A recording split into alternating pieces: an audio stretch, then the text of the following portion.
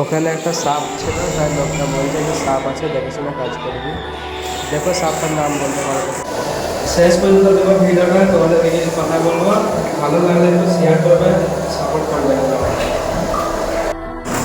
পানি দেখো 1 ফুটো করে পানি, এবারে পানির ট্যাঙ্কি কিনে বলবো সাপ আছে না কি আছে, কোনো ইয়ে নাই।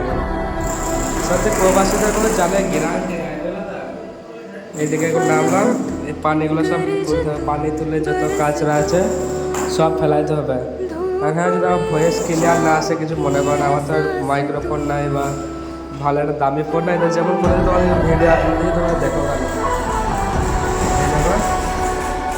এখানে কাজ করতে।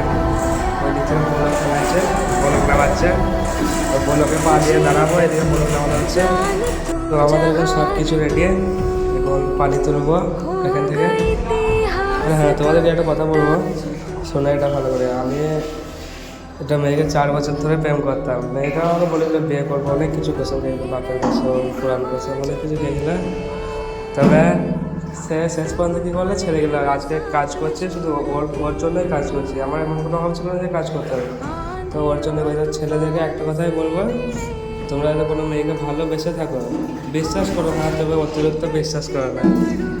আর সব থেকে আগে বন্ধু বান্ধব বাদ দাও, কাজে মন দাও, কাজ করো, ঘর করো, কাজ করো, কাজ করে ঘর করো, একটা ভালো নিজের কেরিয়ারটা বানাও, তারপরে যা করো, তারপর কোনো অসুবিধা নেই, তারপরে যা কোনো অসুবিধা নেই।